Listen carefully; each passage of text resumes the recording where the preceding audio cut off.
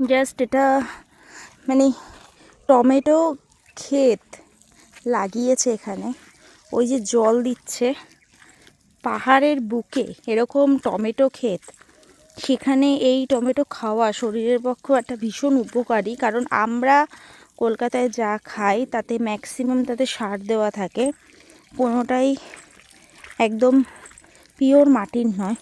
So এখানে দেখো লাল মাটি, তো লাল মাটিতে এরকম টমেটো আর সেটারই চাটনি খেলাম দুদিন, জাস্ট অসাধারণ। সবথেকে বড় কথা, এরকম জায়গায়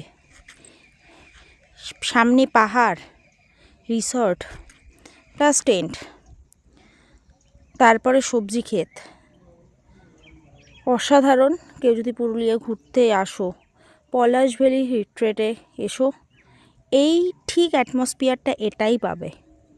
ওকে।